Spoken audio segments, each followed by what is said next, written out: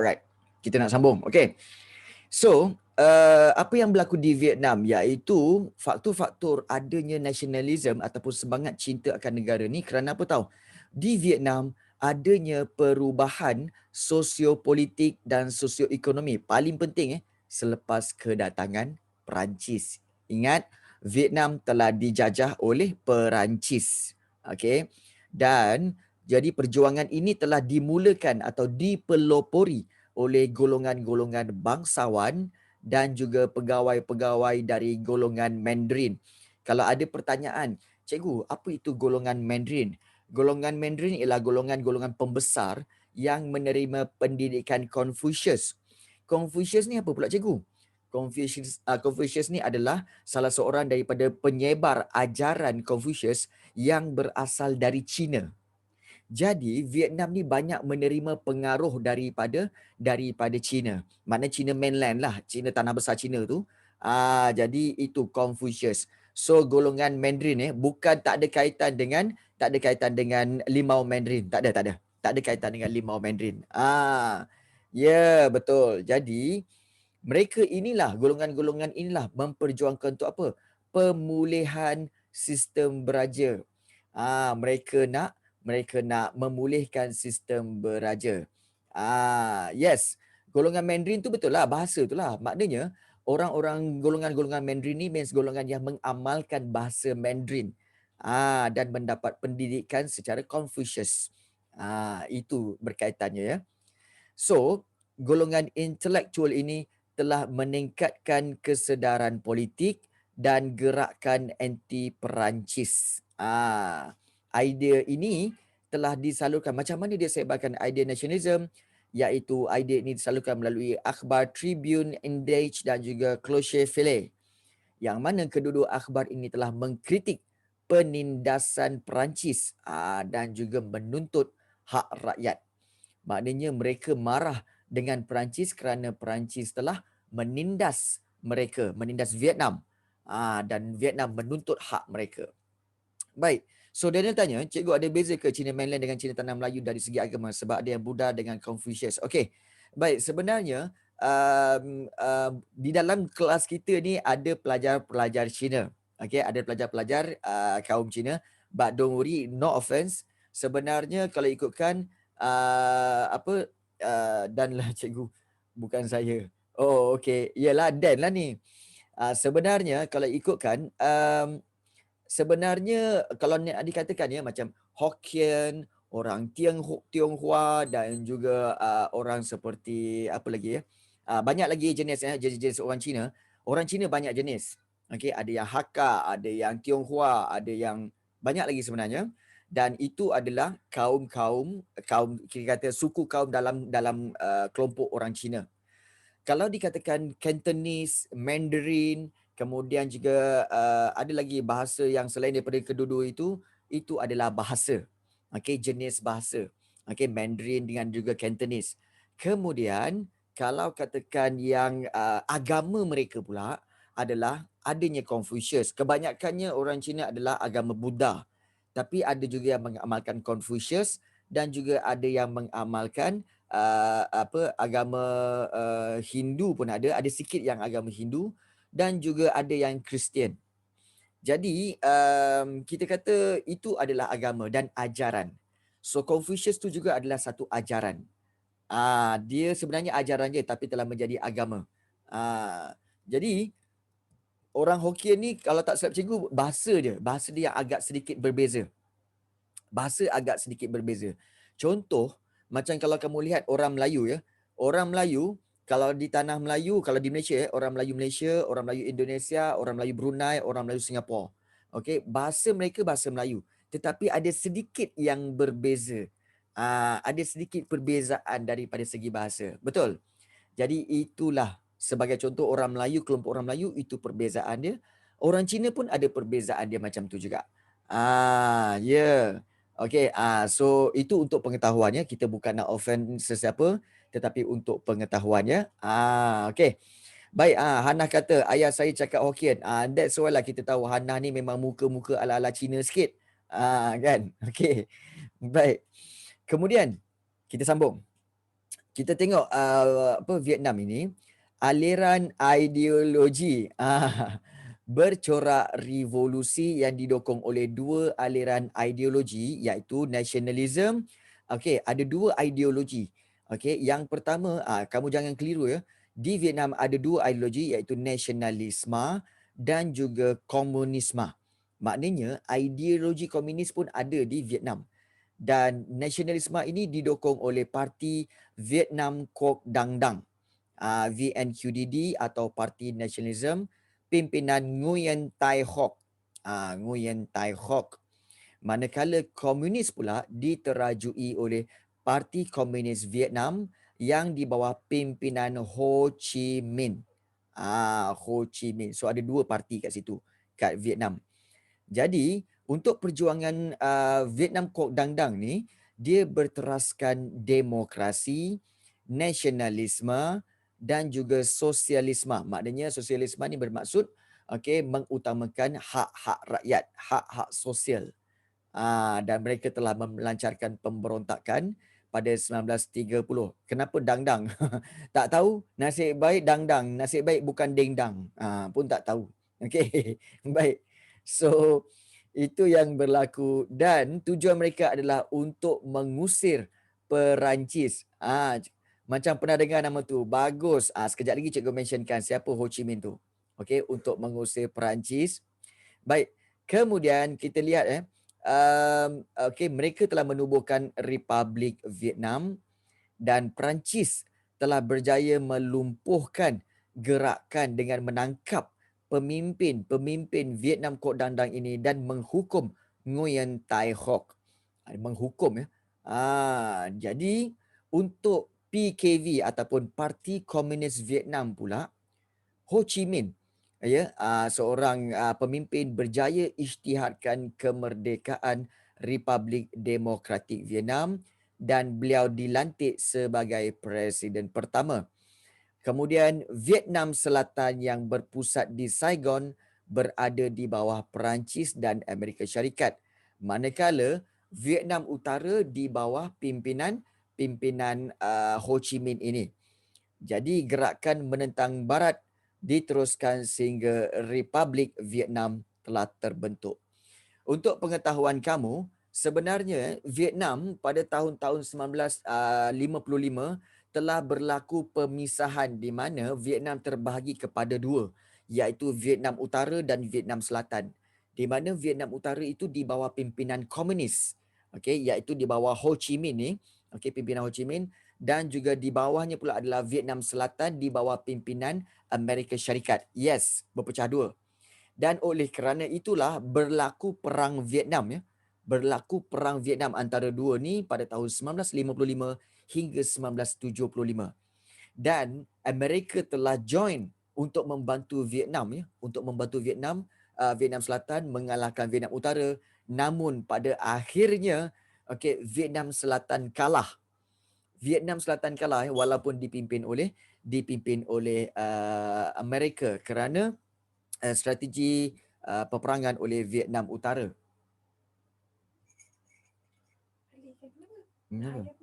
Tak ada. Okey. So civil war iaitu perang saudara di antara dua negara ini, iaitu Vietnam Utara dan juga Vietnam Selatan. Okey. Itu nak quiz. Ada ke cikgu? InsyaAllah ada. InsyaAllah ada. Bergantung kepada kalau ada kesempatan. Yang okey. Alright. So kita akan teruskan. Betul. Sebab itu kalau kita lihat kekalahan Amerika dalam perang Vietnam itu menyebabkan tentera Amerika mengalami trauma kerana kekalahan mereka di perang Vietnam ini. Dan untuk pengetahuan kamu okey. Untuk pengetahuan kamu yang Ho Chi Minh ini yang Ho Chi Minh ni, pemimpin ini menamakan bandaraya dia adalah sebagai Bandaraya Ho Chi Minh, iaitu ibu negara bagi Vietnam sekarang. Ho Chi Minh. Jadi salah satu bandarnya adalah Bandar Ho Chi Minh sempena mengambil nama pemimpin ini. Sebab tu kalau orang kata macam pernah dengar nama ni. Ya, nama sebuah bandar di Vietnam. Ho Chi Minh ya. Right. So Civil War tu apa? Perang saudara antara dua buah negara yang sama, iaitu Vietnam. Perang saudara. Alright. Yes. Kemudian kita beralih kepada Indonesia. Ya, kita lihat Indonesia ini. Okey. Indonesia pun ada juga tahu, iaitu kebangkitan nasionalisme akibat daripada apa? Penjajahan Belanda lah ni, Belanda. Dan di Indonesia mereka selalunya menentang Belanda, berkisarkan tentang isu pendidikan untuk mengubah nasib rakyat akibat dasar Belanda. Sebenarnya Belanda banyak menindas Indonesia dan tidak memberikan peluang pendidikan kepada penduduk-penduduk Indonesia pada waktu itu. Ya, jadi apa yang berlaku adalah rakyat mereka bangun untuk meminta, untuk menuntut hak pendidikan itu.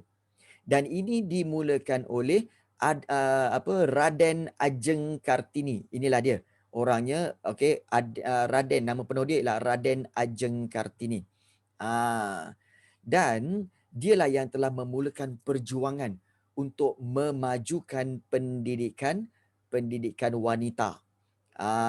Sebab zaman itu kalau kita lihat, sebenarnya dia ni adalah seorang puteri Jawa ya.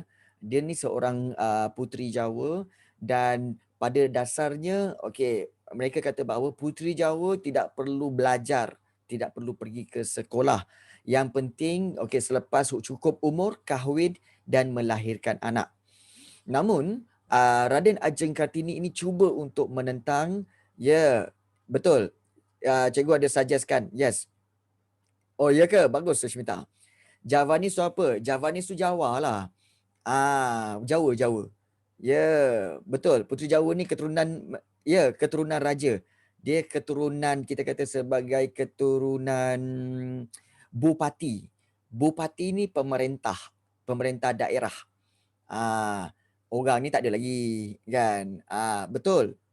Jadi dia ni Raden Ajeng Kartini telah menghantar banyak karya-karya surat dia kepada rakan-rakan dia di Eropah, dan surat-surat itu telah dibukukan dan diterbitkan berjudul Hilang Gelap Terbitlah Terang. Yes, betul.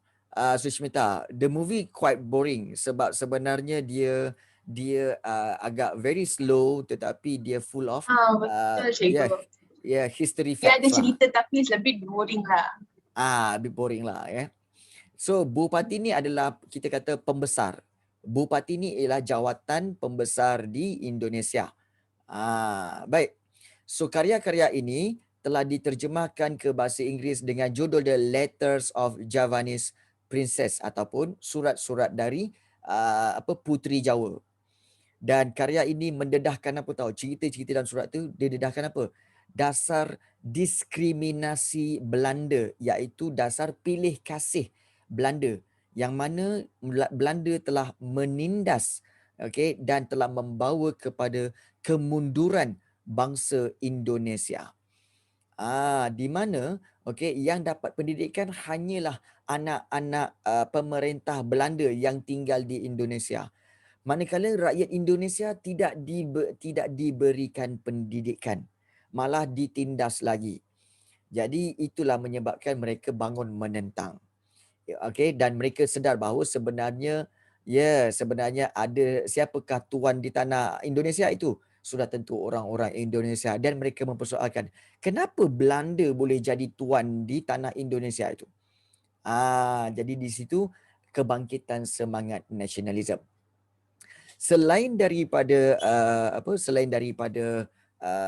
peranan Raden Ajeng Kartini itu, juga ada pertubuhan Muhammadiyah, di mana Muhammadiyah ini lebih tersusun sebab dia nak mempertahankan agama Islam dari ancaman sekularisme barat. Anda tahu kan sekularisme ni bermaksud pemisahan agama daripada kehidupan. Jadi itu sebenarnya yang berlaku. Indonesia ada berapa bangsa, cikgu? Banyak. Dan kita tahu bahawa Indonesia terlalu besar. Memang banyak bangsa dia. Sebenarnya orang Jawa, mostly orang-orang di Indonesia adalah orang Jawa kebanyakannya. Baik.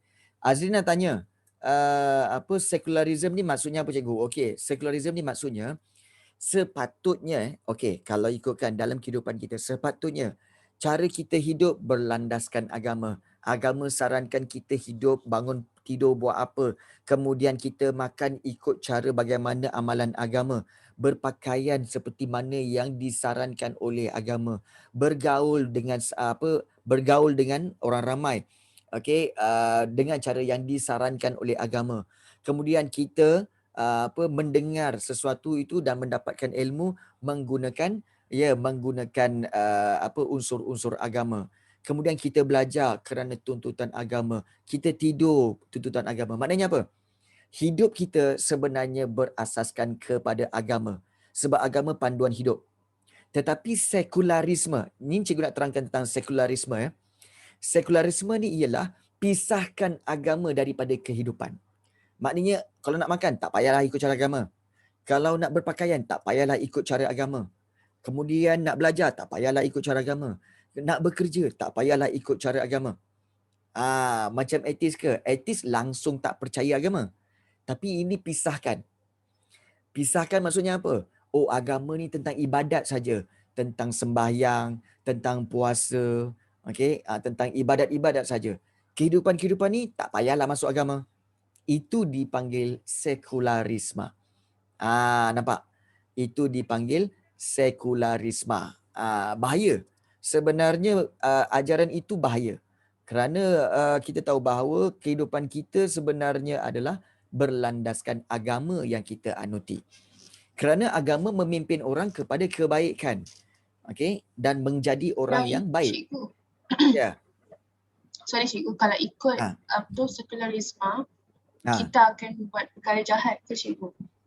Tak. Kita akan buat tanpa panduan agama.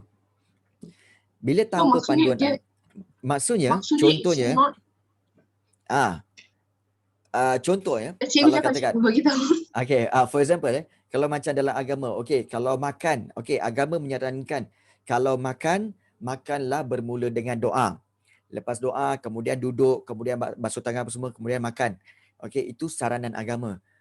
Makan kena duduk, jangan berdiri. Tapi kalau kamu lihat idea secularism, itu tak payah, yang penting makan. Tak payah doa-doa semua, yang penting makan, kenyang juga kan. So itu amalan dia, secularism. Dan kalau kamu perhatikan, siapa pernah pergi ke IKEA? IKEA Damansara ke, IKEA di Ceras ke? Perasan tak? Dia punya bahagian tempat makan, dia ada tempat makan yang mana dia ada meja je, tapi dia tak ada kerusi. Maknanya dia suruh beli makanan dan makan berdiri. Betul tak? Itu sebenarnya idea secularism. Sebenarnya nak pisahkan, makan duduk ni sebenarnya adalah itu agama. Makan berdiri pun boleh. Nampak tak? Jadi itu cikgu, tapi kan ya. Sorry, tapi kan so it's not wrong dalam pengamalan secularism. So it's just jangan amalkan, just to avoid. But then it's not wrong mengamalkan secularism, right? Ya, betul. Jadi sebenarnya kalau boleh, hidup kita ni tapi saya lagi suka belajar sejarah. Sebenarnya paling penting adalah kita mesti kita mesti hidup berlandaskan apa yang agama kita suruh. Bukan untuk kita berbaik-baik ataupun kita nak jaga hati Tuhan ke, tak. Bukan gitu. Tapi sebenarnya saranan agama telah bagi tahu makan duduk lebih baik daripada makan berdiri. Sebab bila makan duduk, makanan tu akan didigest dengan lebih baik berbanding makan berdiri. Jadi makan berdiri. Ya. So orang sekularisme ni kan, dia pandang ajaran agama ni, ni untuk agama je. Tapi dia penting kan. Ajaran agama ni kan untuk jadi lebih bagus. Tapi dia pandang itu sebab nak agama je kan. Betul. So dia bahayalah. Ya, dan dia mungkin berpandangan, kadang-kadang sampai satu tahap dia berpandangan bahawa saranan agama ni menyusahkan lah, sampai tahap macam tu. Alah susahlah nak ikut agama. Alah kita buat aje lah. Yang penting selesai. Nampak? So idea-idea di mana tidak menyertakan agama dalam kehidupan itu adalah satu idea yang sebenarnya lama kelamaan bukan dia kita nampak kesan dia serta-merta. Lama kelamaan in a long term dia akan menjadi bahaya. Dia akan menjadi bahaya. Alright. Okay. Ayah Apin Cikgu, agama apa? Ya, Ayah Apin tu agama sesat. Okay, ya. maksudnya sekularisme ni daripada negara barat sahaja ke? Mostly datang daripada negara barat. Yes. Oh. Tapi masa sekarang masih ada ke yang this secularism? Ada. Apa tak ada pula? Idea secularism tu memang ada. For example, macam kalau kita lihat ideanya di mana kenapa barat banyak mengeluarkan all the media-media hiburan. Okay, semua media-media hiburan ni sebenarnya apa tahu? Untuk mengurangkan masa kepada rakyat kita ni semua untuk beragama dan lebihkan kepada hiburan. Jadi itu akan memisahkan kehidupan daripada agama. So, itu sebenarnya rancangan mereka. Okay, itu sebenarnya rancangan mereka. So, sebagai manusia, sebagai kita ni, kita boleh choose mana yang boleh diambil, mana yang tak boleh diambil. Kena pandai pilih lah. Baik. Tadi kita lihat, di Indonesia kita lihat, kita ambil dari sudut Raden Ajeng Kartini. Yes. So sekarang yang kedua ada juga, iaitu peranan pertubuhan Muhammadiyah. Muhammadiyah dia mempertahankan agama Islam, supaya dia mengajak orang-orang tempatan supaya ingat ini semua adalah rancangan barat untuk memisahkan agama daripada kehidupan kita. Cikgu. So, pertahankan agama. Yes, Darren. Dengar. Kemudian kita dengar, apa kepentingan yang Muhammadiyah tu? Okey, dia telah menubuhkan banyak sekolah dan dia juga telah menubuhkan pertubuhan. Pertubuhan Muhammadiyah ni dia buat satu pertubuhan untuk semua rakyat sertai mereka dan melihat rancangan-rancangan barat ini antaranya banyak unsur-unsur memisahkan agama. So diorang memberi kesedaran. Pertubuhan Muhammadiyah ni dia memberi kesedaran dalam bentuk pendidikan supaya menyedarkan rakyat tempatan bahawa ini adalah rancangan sekularisme barat yang bahaya. Dan ini sekularisme ni sebenarnya sampai sekarang masih ada. Alright. So seterusnya kita lihat Syarikat Islam. Ini juga satu lagi pertubuhan yang mana dia lebih radikal, maknanya lebih agresif untuk memperjuangkan kemerdekaan. Di mana kalau kita lihat Syarikat Pedagang Batik Arab Indonesia telah ditubuhkan di bawah pimpinan Raden Mas Tirto Adisujo.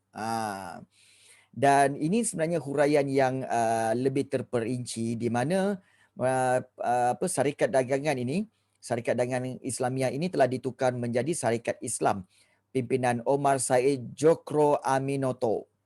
Macam nama Jepun pula. Dan kemudian menjadi Parti Syarikat Islam. Bila sebut partai ni maknanya parti Parti Syarikat Islam. Dan mereka telah memulakan gerakan kemerdekaan daripada Belanda. Mereka minta kemerdekaan. Lalu mereka daftarkan pertubuhan ini, pertubuhan bergerak. Baik. Dan tujuan Syarikat Islam adalah memperjuangkan ekonomi umat Islam, kembangkan pendidikan Islam, satukan pendapat orang Islam dan membentuk kehidupan berdasarkan Islam. Bila membentuk kehidupan berdasarkan Islam maksudnya apa? Mereka mahu supaya tidak ada sekularisme. Dan mereka banyak mendapat sokongan daripada reformis Islam yang terpengaruh dengan gerakan pembaharuan Islam di Timur Tengah. Means that diorang ni pun sebenarnya terpengaruh daripada gerakan yang bermula di gerakan Pan-Islamism dan juga gerakan Islah yang bermula daripada Timur Tengah yang kita belajar pada minggu lepas apa semua tu kan. Jadi itulah mereka pun terpengaruh dengan gerakan-gerakan daripada sana. Okey, baik. Jadi Kelantangan mereka memperjuangkan kemerdekaan dan membela nasib pribumi disokong oleh ramai orang dan terdapat banyak cawangan seluruh Indonesia, dan parti ini, Parti Syarikat Islam ini muncul sebagai kuasa politik dominan yang menarik sokongan pejuang Islam. Tetapi ada keburukan dia. Keburukan dia iaitu berlakulah penyusupan golongan kiri, iaitu golongan komunis ke dalam cawangan dia, Syarikat Islam ini. Jadi komunis mahu kuasai syarikat Islam yang muncul sebagai pertubuhan pengaruh dan menggunakan syarikat Islam itu untuk melancarkan mogok. Mogok ni enggan, ya, keengganan untuk meneruskan kerja, itu mogok. Kuasa politik dominan tu apa? Okey. Baik, kuasa politik dominan tu sebenarnya adalah kuasa politik yang paling berpengaruh. Macam contoh kalau macam dekat Malaysia ni, kuasa politik yang paling berpengaruh ataupun dominan adalah Barisan Nasional. Itu dikatakan dominan. Dominan, ya. Yes. Okey. So, komunis dengan syarikat Islam ini telah melancarkan mogok, ya, dan pemberontakan di Jawa dan Sumatera. Terdapat juga, termasuk juga dalam tu ada juga golongan-golongan sekular, golongan-golongan yang berfikiran pisahkan agama daripada kehidupan tu ada juga dalam syarikat Islam. Jadi kalau kita lihat golongan agama tadi, okey, berlaku perpecahan antara golongan reformis, maknanya golongan yang nak reformasi, dan juga golongan yang ortodoks yang nak kekal tu. Jadi muncullah pelbagai golongan. Okey. Kalau kuasa politik dominan, kan cikgu dah bagi tahu, kuasa politik dominan maknanya kuasa politik yang terbesar menguasai pemerintahan. Itu baru betul kuasa politik dominan. Dominan maknanya yang menguasai, yang majority yang menguasai. Baru je cikgu explain tadi. Okey. Jadi, alright. So, kemunculan pelbagai golongan dan pelbagai aliran inilah menyebabkan syarikat Islam tu bergolak dan melemahkan syarikat Islam. Lalu syarikat Islam berpecah kepada dua, iaitu syarikat Islam putih dan syarikat Islam merah kerana pergeseran ideologi pemimpin dia. Dan telah berlaku juga golongan komunis telah keluar daripada syarikat Islam dan menubuhkan Parti Komunis Indonesia. Indonesia ada parti komunis. Dan Agus Salim, seorang tokoh, telah membersihkan syarikat Islam dari pengaruh komunis dan mengukuhkan perjuangan ke arah kemerdekaan berlandaskan perlembagaan undang-undang Islam. Okey.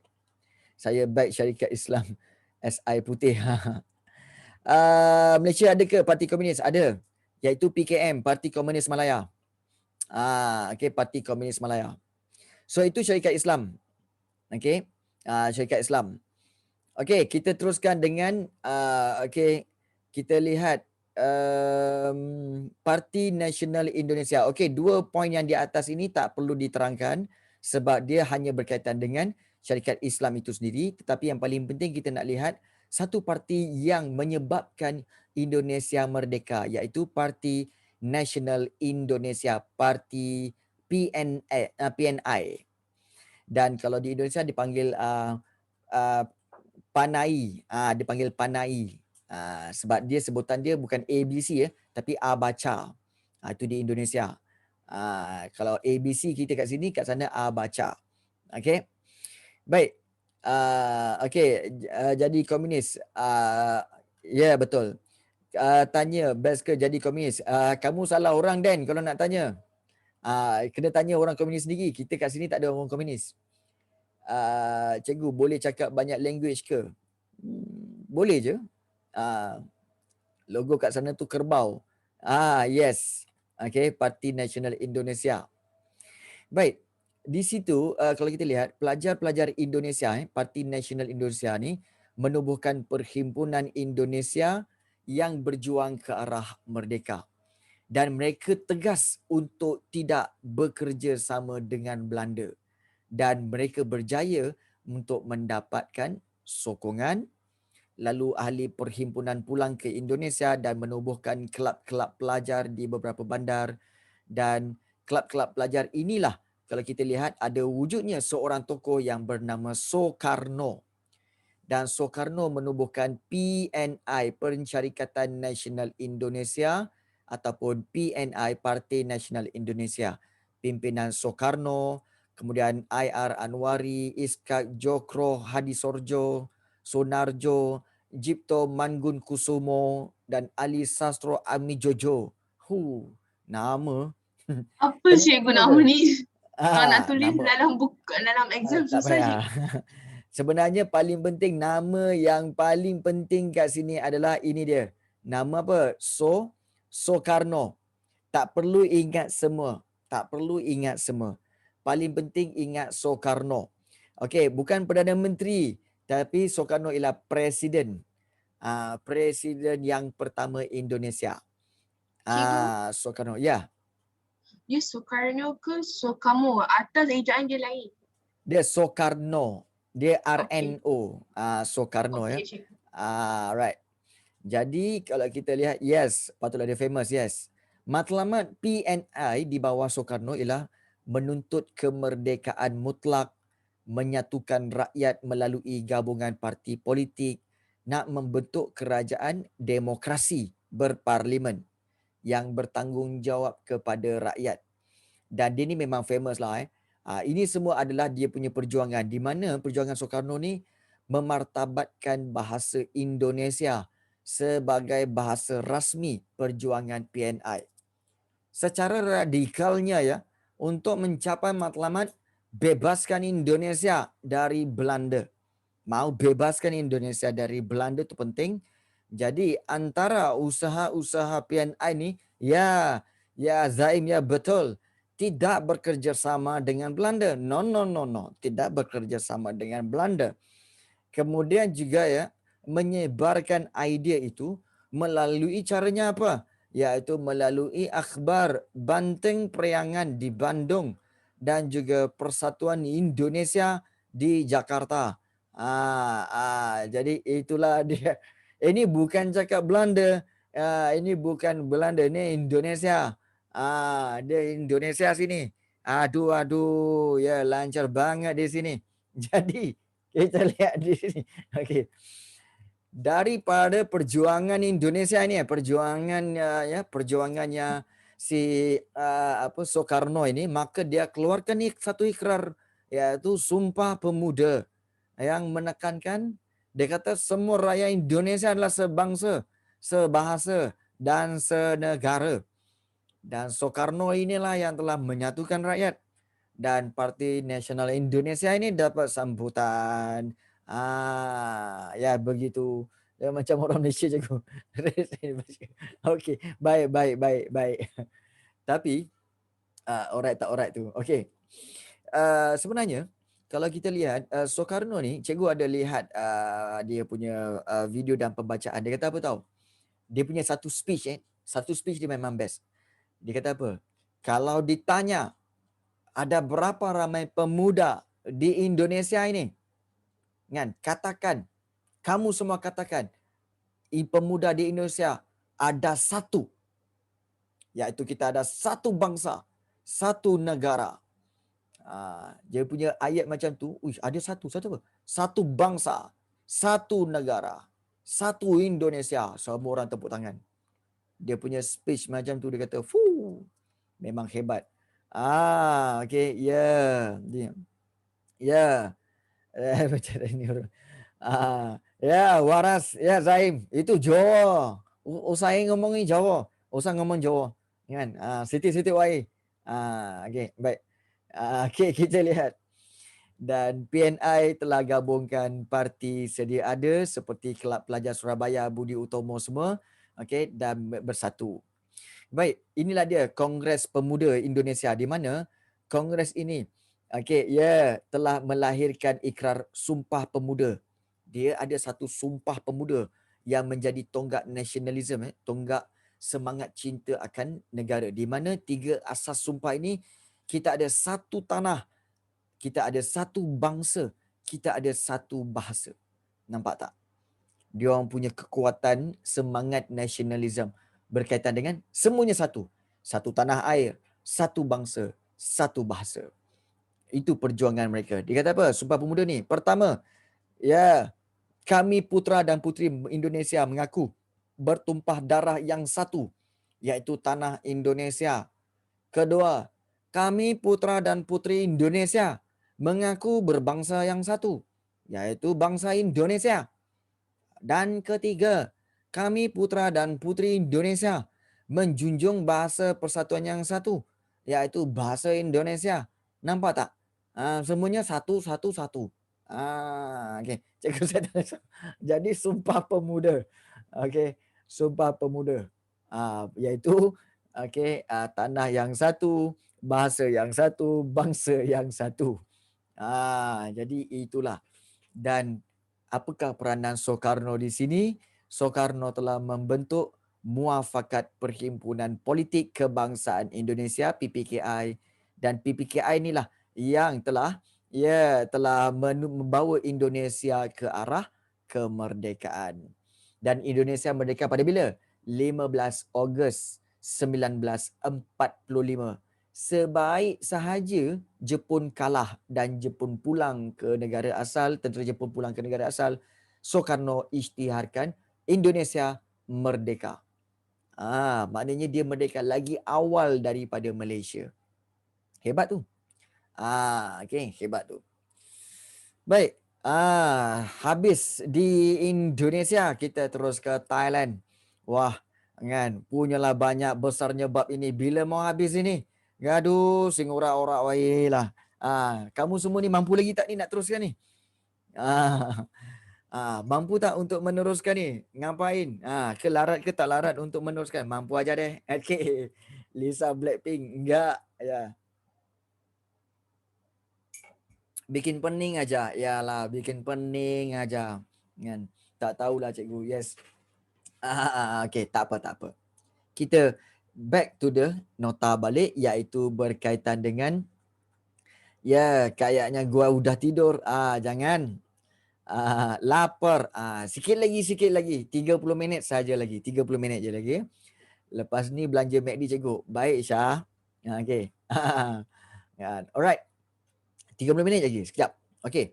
Kita nak terus kepada apa? Thailand. Tadi kita dah tengok video Thailand kan?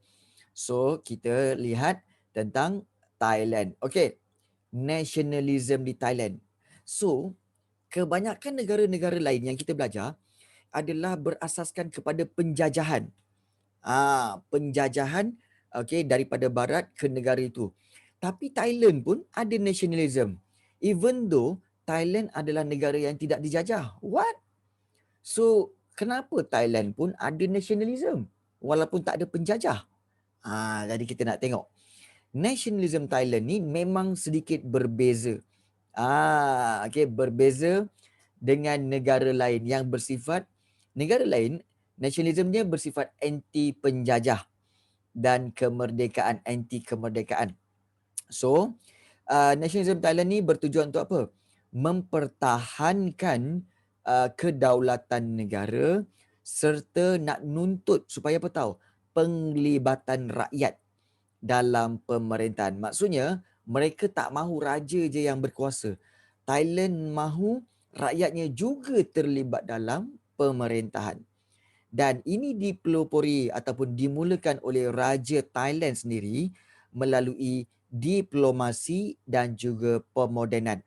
Macam mana dia buat tu? Jom kita tengok. Okey, bermula dengan Raja Mongkut. Raja Mongkut. So kalau kita lihat Raja Mongkut Raja Mongkut ini paling hebat, iaitu dia membina hubungan baik dengan barat, seperti hubungan baik dengan British, Amerika Syarikat dan juga Perancis. Gambar tak berapa cantik sikit. Mungkin gambar pecah sebab dikecilkan lah. Okay. Kemudian langkah pemodenan dengan melaksanakan birokrasi barat. Maknanya Thailand ni sebenarnya salah satu ciri dia adalah mereka punya pemerintahan sama macam tanah Melayu tau. dia ada raja, dia ada pembesar, kemudian banyak lagi. Tetapi raja dia sendiri telah melakukan pemodenan dengan cara dia membuat jabatan-jabatan pemerintahan secara sistem jabatan. Ada jabatan tanah, jabatan air, jabatan jabatan hal ehwal awam. So itu birokrasi barat. Itu sebenarnya daripada barat, tapi diperkenalkan oleh Raja Mongkut ini. Itu bagusnya pemodenan. Dan kalau kita lihat bagaimana dia buat macam tu cikgu? Okey. Dia bawa masuk penasihat-penasihat barat. Penasihat barat ni dibawa untuk melatih pegawai-pegawai tempatan dalam bidang-bidang apa? Keuangan, pelabuhan, kastam, ketenteraan dan polis. Dia bawa masuk penasihat-penasihat barat untuk bidang-bidang ini. Bagus. Malah dia bawa masuk guru barat. Ya, guru barat daripada British dia jemput untuk laksanakan pendidikan barat. Cikgu. Ya. Saya ada soalan. Ya. Tapi yang ni bukan berdasarkan cikgu ajar lah. Tapi saya ada soalan lain. Macam Malaysia kita, haiwan kebanggaan Malaysia kita ni harimau kan? Okey. Thailand, harimau kebanggaan bagi Thailand adalah gajah ataupun selain daripada gajah? Sebenarnya Thailand terkenal dengan nama gajah, iaitu terkenal dengan binatang maskot dia adalah gajah. Memang. Nama saintifik kan? Bukan nama saintifik, memang dia gajah lambang negara Thailand tu adalah gajah. Okey, gajah. Sebabnya Thailand terkenal dengan banyak orang-orang dia, masyarakat dia yang mahir untuk menjinakkan gajah. Menjinakkan gajah dan gajah dijadikan sebagai kawan dan binatang peliharaan. Yes. Patutlah kat zoo semua saya tengok mostly ada orang Thailand yang jinakkan gajah tu. Yes. Sebab itu memang kemahiran orang-orang Thailand iaitu menjinakkan gajah. Gajah dia tak bunyi miau. Gajah tak bunyi miau. Kalau bunyi miau itu tu gajah lain. Khairul Nakib kan. Bunyi miau tu bukan gajah. Itu mungkin cengkerik rasanya. Okey. So Nafi mahir menjinakkan perempuan. Pui. Kan? Kau ingat perempuan tu apa? Binatang peliharaan. Aku tampar sekarang. Kan? Baik. Kita teruskan. Suka hati je. Mahir menjinakkan hati Marisa. Sudah. Marisa dah balik dah. Dah balik ke Terengganu. Okey. Baik. Kita teruskan. Seterusnya. Kita lihat membentuk imej. Dengan keadaan ini telah membentuk imej Thailand sebagai negara yang bersahabat dengan Barat. Okey, dan antara birokrasi Raja Mongkut yang telah dilakukan antara birokrasi Raja Mongkut iaitu 80 penasihat Barat dibawa. Okey, termasuk penasihat penasihat kewangan, pelabuhan, polis daripada Britain. Nampak Okey, kewangan, pelabuhan dan polis daripada Britain, penasihat kastam dari Amerika Syarikat. Kalau kastam daripada Amerika Syarikat, dan kalau penasihat ketenteraan daripada Perancis. Nampak tak? Maknanya Thailand telah menjalinkan hubungan dengan negara-negara penjajah ni. Jadi negara-negara penjajah ni tak adalah nak berniat nak menjajah Thailand balik. Okey. Jadi itulah yang berlaku ya. Okey, dah tak masuk kelas ke cikgu ke? Okey, dia dah pulang ke asrama. Pulang ke Thailand. Pulang ke Thailand pula, pulang ke Terengganu. Terengganu Terengganu cikgu, Terengganu. Terengganu. Dia meneruskan sekolah di sana. Tersasul cikgu. Syashul, engkau lah ni. Kan? Engkau lah ni asyik nak memenangi menjajah hati wanita je. Tangan kau kan. Okey. Baik. Seterusnya. Raja Chulalongkorn. Okey, kita lihat Raja Chulalongkorn. Dalam video tadi kita ada belajar tentang Chulalongkorn, iaitu dasar Mongkut tadi, Raja Mongkut tadi, yang Raja Mongkut buat tadi telah diteruskan oleh puteranya, maknanya anak dia Chulalongkorn. Dan ini telah menjadikan Thailand sebagai negara bebas daripada penjajahan barat, khususnya daripada British. Okey. Jadi itulah kelebihan Raja Chulalongkorn. Baik, kita lihat faktor nasionalisme rakyat. Kenapa rakyat di Thailand ni diorang nak naikkan semangat cinta akan negara? Why? Kenapa? Pertama, sebab kelemahan Raja Vajiravut. Ingat yang ini. Nama ni, kalau disebut nama ni, ingatlah berkaitan dengan kelemahan beliau. Kelemahan beliau. Macam Khairul Nakib lah. Lemah apabila tengok perempuan cantik. Langsung goyang lutut. Itu kelemahan. So, okey. Baik. Kita lihat seterusnya. Gurau. Okey, bukan setakat goyang Okey, baik. So kita kencing nanti. Okey, kita lihat kelemahan Raja Vajiravut ini iaitu menimbulkan kegelisahan rakyat terhadap penguasaan politik oleh kerabat diraja. Sebab kerabat diraja lemah dalam pemerintahan. Jadi dua orang general iaitu Nai Pridi Panomyong dan juga Field Marshal Phibul Songkram. Tadi ada gambar tentang Phibul Songkram. Dia adalah Perdana Menteri yang pertama. Ya.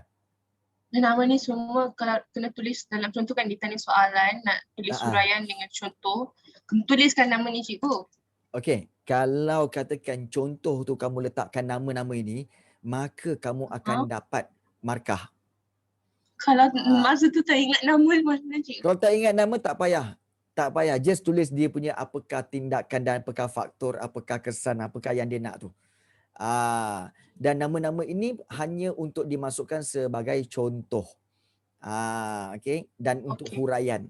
Cikgu, maknanya kalau tak ingat, macam kalau kata nama dia dia menteri kan. So kalau tak ingat nama, just tulis Perdana Menteri Thailand macam tu lah. Boleh. Itu pun boleh. Okey. Okey, itu cara dia.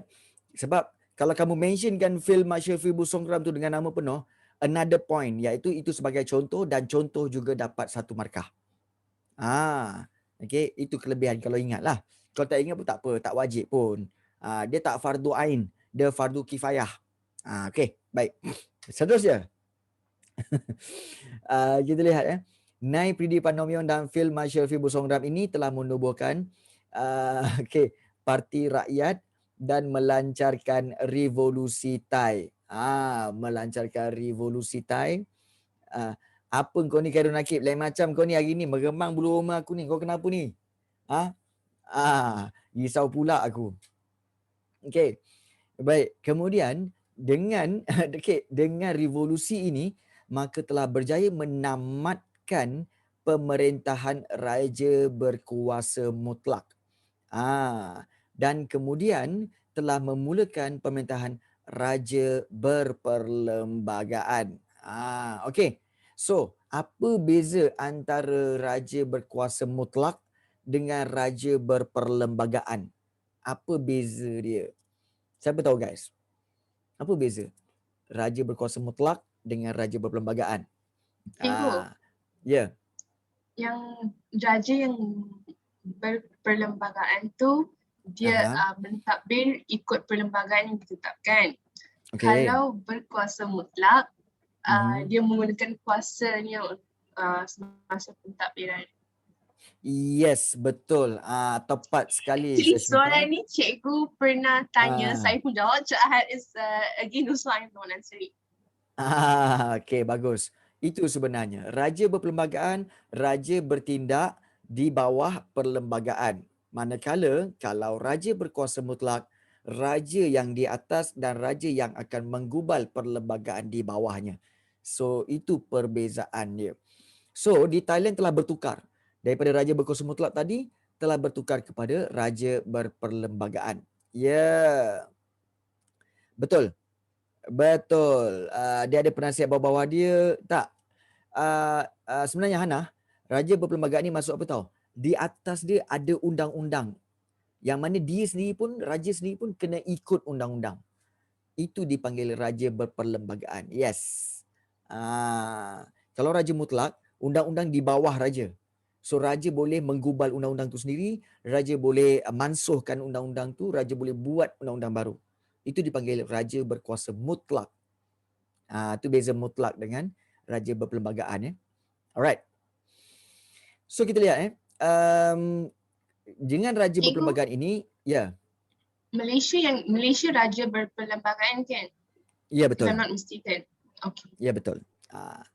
Jadi kalau kita lihat, keadaan ini telah meletakkan raja sebagai kedudukan yang tertinggi dan raja tidak mencampuri urusan pentadbiran kerajaan sebab pentadbiran kerajaan telah akan dijalankan oleh Perdana Menteri.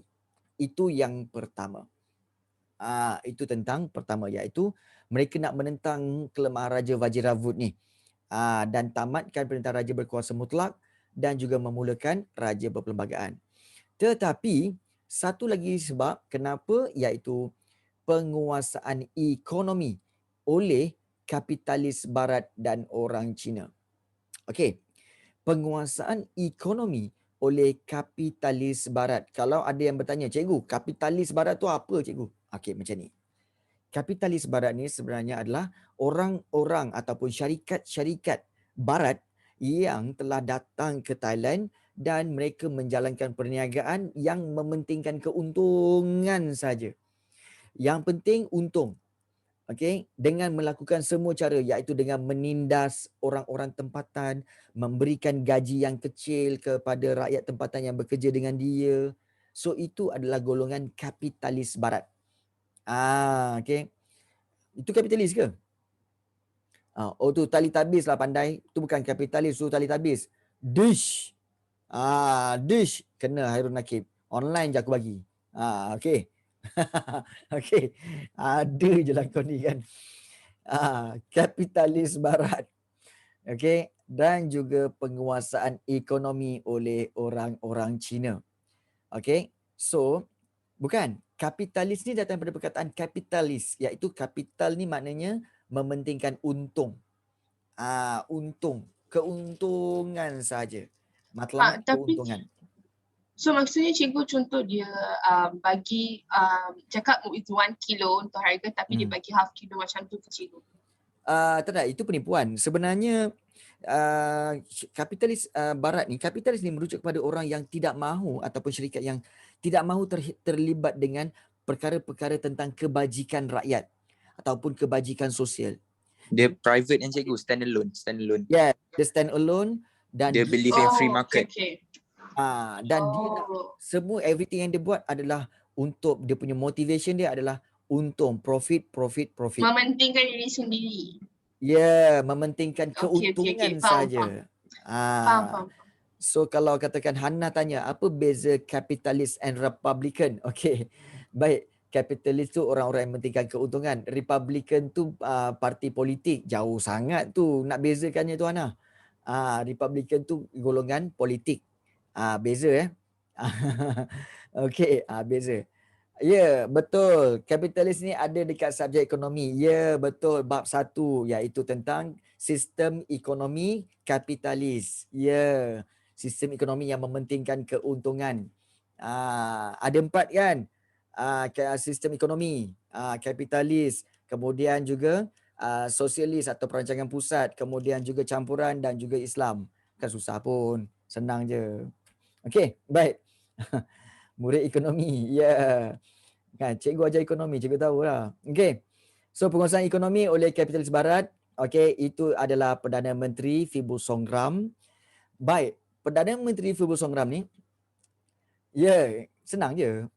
Okey, Fibu Songram meluluskan undang-undang, kamu tengok meluluskan undang-undang menyekat penguasaan ekonomi orang Cina dan menggalakkan pribumi ataupun orang-orang tempatan Thailand terlibat dalam ekonomi. Boleh Darren, kita akan mulakan nanti bulan Mac nanti. Kita akan mulakan Mac. Okey, minggu depan kot. Okey. Menggalakkan pribumi. Maksudnya apa tahu? Kamu tengok Fibu Songram punya orang Thailand kalau dia tak suka, dia boleh luluskan undang-undang untuk sekat penguasaan ekonomi orang Cina. Dia tak menggalakkan kepada apa? Penyertaan semua kaum. Yang penting kaum dia sahaja. Itu bagus sebenarnya. Kaum dia akan membangun. Tetapi di sini kalau kita lihat, dia telah menindas kaum-kaum yang lain yang ada di Thailand. Berbeza dengan Malaysia. Malaysia kalau kita lihat, tak ada undang-undang menyekat penguasaan ekonomi orang India ke, orang Cina ke, orang orang Portugis yang ada di Malaysia ke, tak ada. Semuanya terbuka.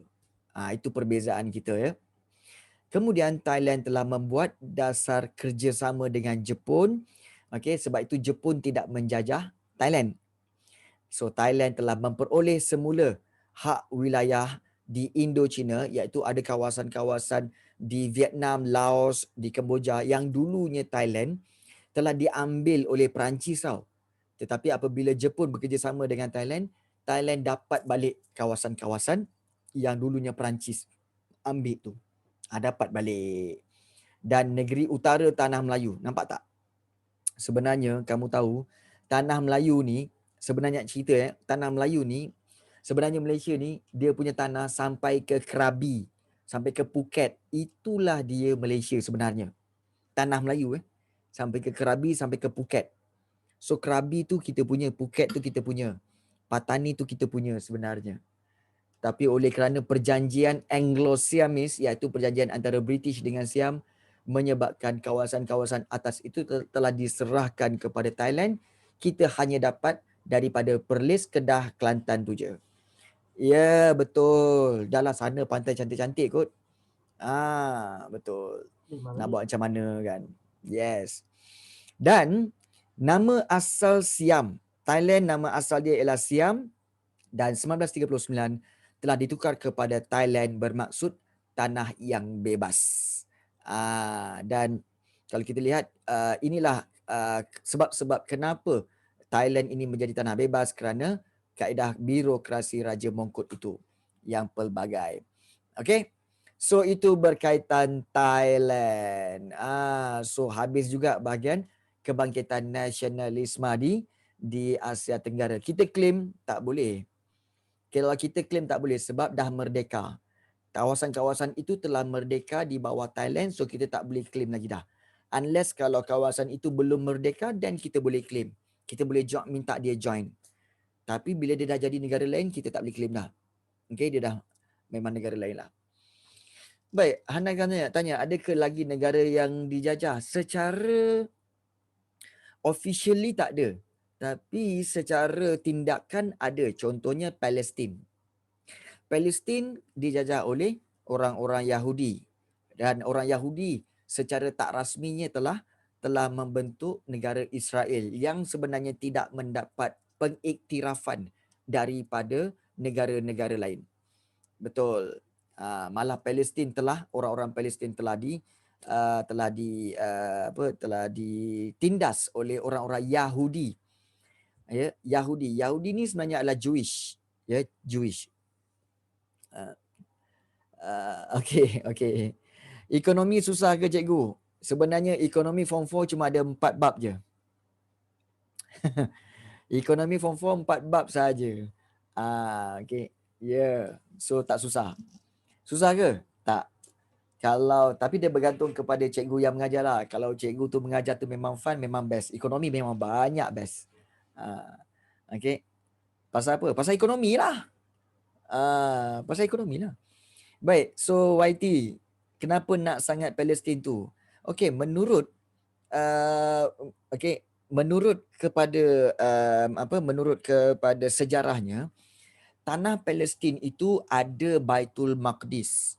Baitul Maqdis tu adalah tempat di mana bermulanya, berkaitan dengan tiga agama, iaitu agama Yahudi, agama Kristian dan juga agama Islam. So sebab itu Yahudi ingin menguasai kawasan itu kerana dia nak claim bahawa itu kawasan Yahudi.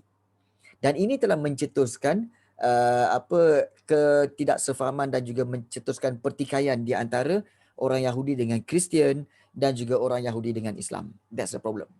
Tapi Yahudi banyak menggunakan kekerasan untuk menguasai kawasan itu. That's why dia berebut kawasan itu ya. Okay. Baik. Okey, ada banyak soalan. Satu-satu. Ekonomi susah ke? Tak susah. Admit banyak bab, yes. Belajar pasal apa? Pasal psikologi, bagaimana seseorang manusia itu menggunakan duit. Nanti kita akan faham. Senang je. Okay, if I tak ekonomi and science stream, boleh sebenarnya, tapi bergantung pada sekolah.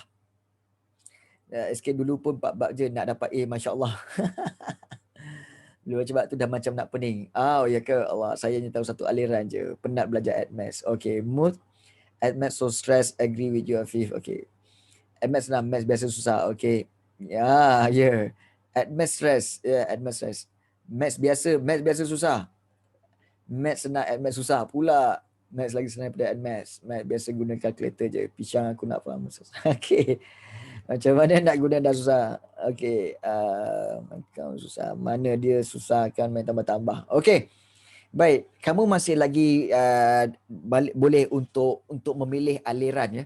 Kalau untuk sekolah-sekolah harian. Tapi kalau sekolah-sekolah untuk yang apa? Sekolah-sekolah sama memang tak ada pilihan. Kamu kena ambil science stream lah. Baik. Merujuk kepada merujuk kepada kalau katakan kamu ada ada masalah dengan maths, okay. Maths form 4 mungkin kau kata lagi susah. Maths lagi susah daripada Admaths, okay. Satu guru yang cikgu syorkan adalah rakan cikgu sendiri, okay. Satu guru yang cikgu syorkan ialah cikgu Azizul, okay. Cikgu Azizul, dan dia ajar mod maths, iaitu modern maths. So banyak pelajar yang kata ajar maths saja. Dia ajar memang best. So itu untuk maths lah. Untuk maths lah. Jadi dan Cikgu Azizul tu memang kawan baik cikgu. Kawan baik cikgu lah. So kami sama-sama. Cikgu. Ya. Cikgu bio je. Cikgu ada kenal siapa kalau bio? Bio tak tahu. Bio cikgu bio.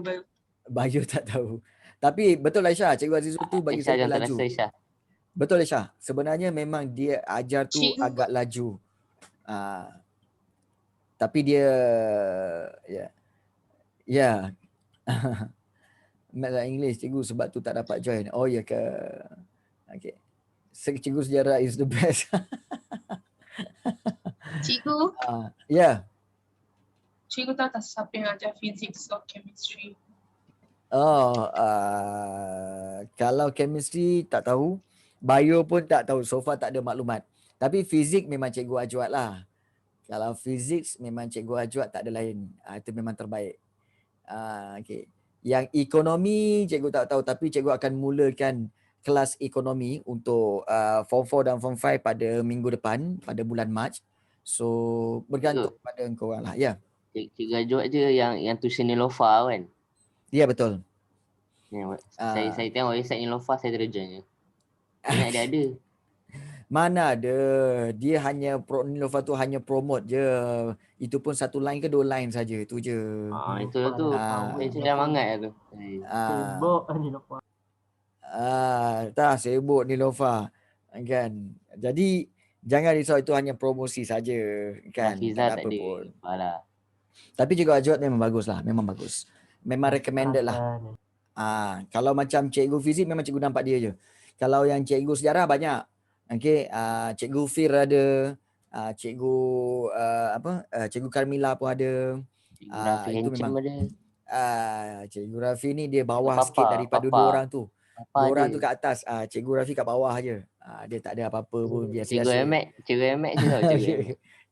Cikgu Emek tu. Oh ya ke? Ya je cikgu. Ya anak.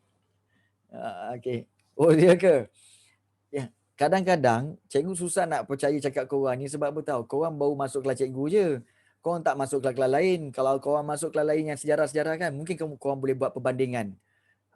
Kan? Ada pernah masuk kelas lain? Macam kelas Cikgu Fir ke, kelas Cikgu Kamila ke? Okay. Oh ya ke? Okay. Oh okay. So Hana masuk Cikgu Kamila. So macam mana okay? Okay. Cikgu Sulah auto satu. Okey je kan. Dia bagus tu. Sudahlah kau Dan, kan. Aduh ya, lain macam kau ni Nakib, kau kenapa ni Kip? Kan? Nak beremang belum rumah cikgu. Kau jangan. Dia baru lepas kena vaksin tu cikgu. Kenapa kena vaksin? Oh, okey. Takut cikgu. Okey, takut cikgu. Okey, baik. Ada yang tadi bertanya tentang okey, so thank you. I love you too. Kan? Off record, I love you too. Dah kena kunyit tu cikgu. Suka hati kau je. Dengan nota cikgu, lepas tu baca nota. Dan kita salin. Oh ya ke?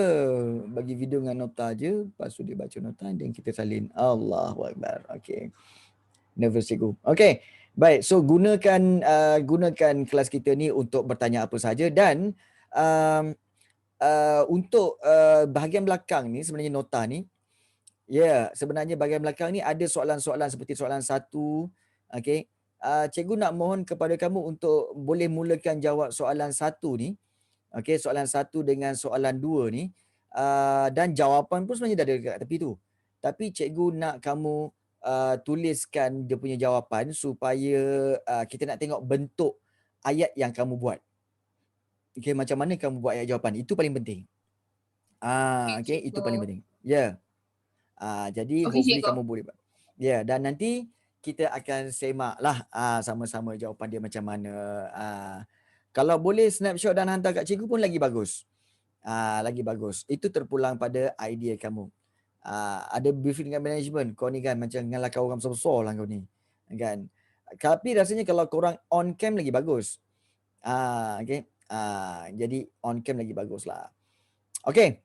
Baik. So hopefully kita dah fahami tentang nasionalisme di 3 negara tadi. Dan cikgu harap ianya memberi manfaat kepada kamu lah semua ya. Okay. Baik, so itu sahaja pada hari ini. Cikgu nak ucapkan selamat untuk menjamu selera dah lunch time ni. Okay, jadi selamat menjamu selera. InsyaAllah kita akan jumpa lagi pada next class. Okay, I love you all lah.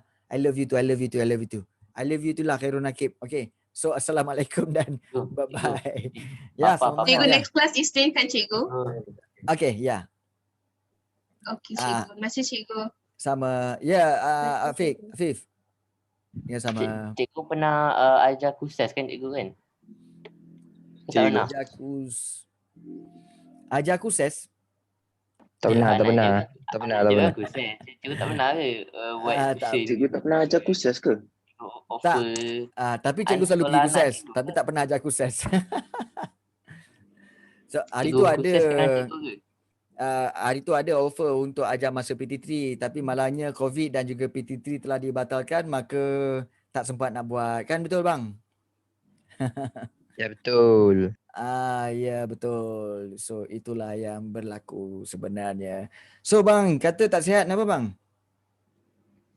Tak ada, sihat je. Saja saya kata sihat. Tak sihat. Okay. So bagus. Nanti kita akan cari barang sama-sama lah. Barang banyak tak lengkap tu. Itulah. Itulah. Semalam kan abang menang Scream. Serius ah? Ya. Okay. Main game apa? Scream PUBG lah. Scream PUBG? Menang macam mana tu? Menanggung ke menang? Menang nombor 1 lah.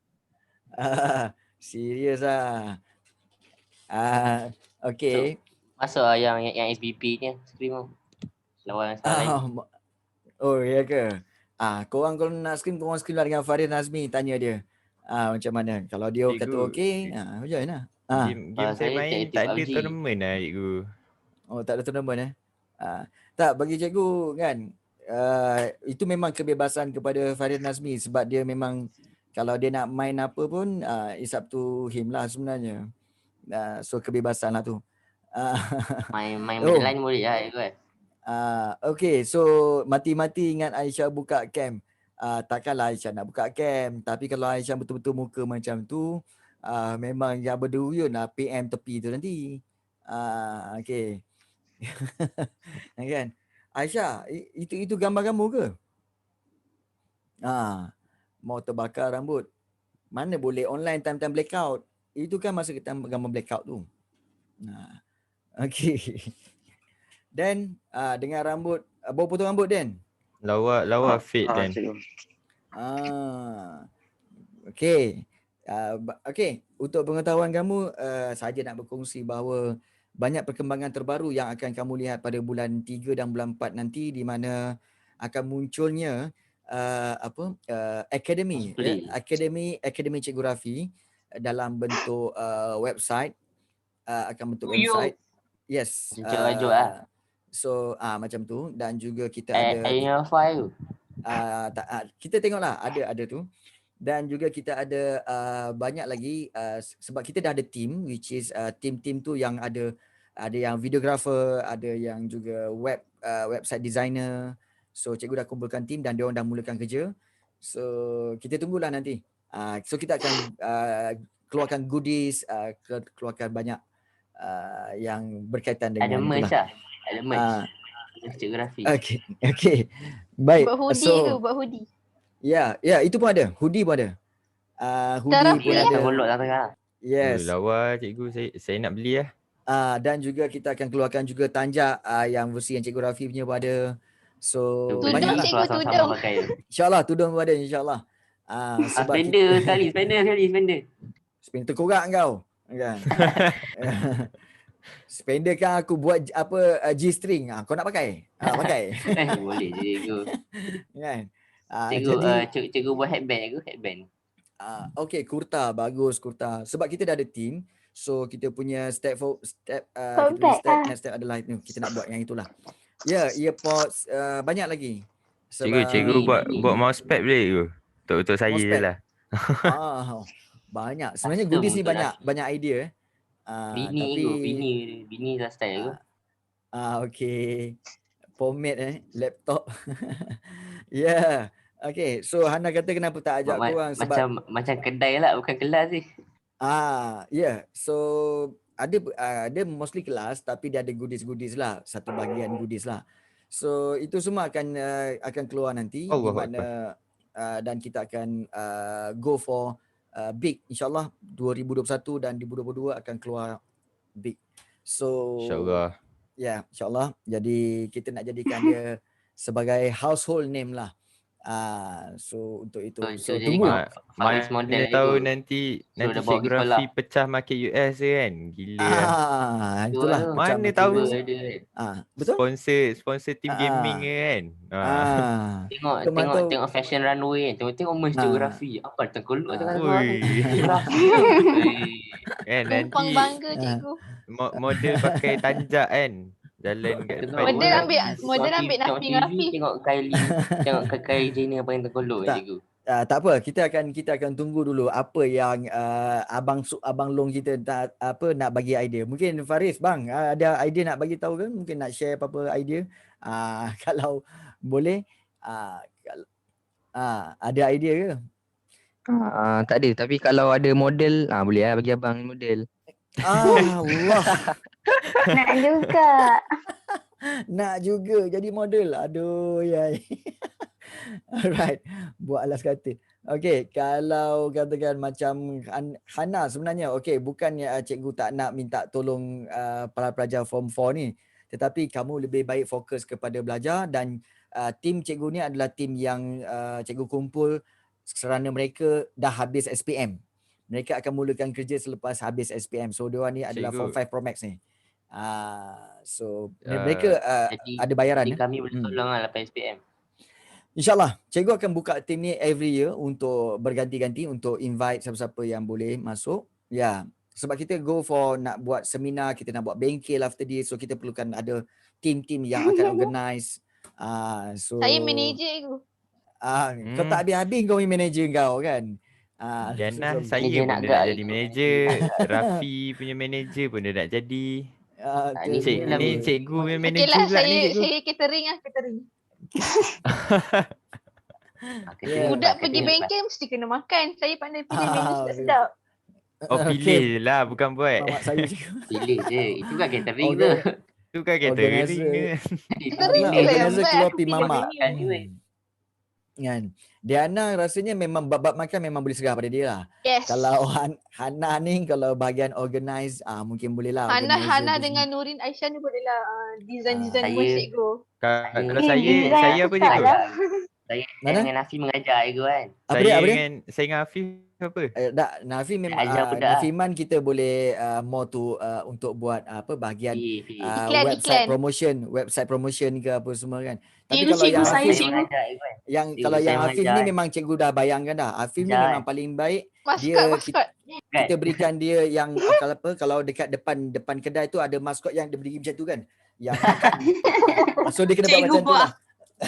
Tak, Boleh. pakai yang Macam- kostum maskot Macam ditiup angin tu kan. Oh, Dia macam cikgu. tiup angin. Dia macam tu. So dia kena buat macam tu Letak jugalah. apik sekali cikgu baru kembar dia orang kita. Letak kiri kanan So dua-dua macam tu kan. Wah, So status jatuh teruk. tak ada. Gurau Pergi lah. presentation Cikgu. depan ada kembar tengah menari. Yes, Yang hospital. bagus tu attention. Orang datang. Ah. Kita bayang. Kita Orang kena orang lain nak daripada tengok. lain. Pelik tu. Tapi betul lah Tapi Anak jangan kata tiba-tiba tiba-tiba gaduh depan pintu. Macam tu gaduh depan pintu. Masak. Cikgu, jadual kelas saya dengan kelas Ya Nurin Allah. kan. Sampai pukul 3 je. Oh ya ke? 3:30 kelas online. Oh ya, hari ni. Tak hari Isnin ni. Oh yo. 7:30, 3:30. Oh ya ke? Ya ke? Satu Sama lah Dulu saya. lagi boyak pukul 7. Kalau You yang do? banyak kelas ni, cikgu syorkan apa tahu? Kamu bergerak. Mungkin satu kelas di dalam bilik, satu lagi kelas di ruang tamu, satu lagi kelas lagi di Saya buat luar. macam tu. Buat Satu macam kelas kat IOI. IOI, lepas tu satu kelas lagi dalam kereta, satu lagi kelas lagi dekat apa Kat dekat tempat lain kampung. semua kan. Kat kampung. So Banyak bagus kat duit tu. kau Nafi. Telefon sehari. Menarik ke ah? Sehari telefon Dia 3 kali. kita record. Serius ah? Ha ah. Oh ya ke? Kita Oh, okay. record.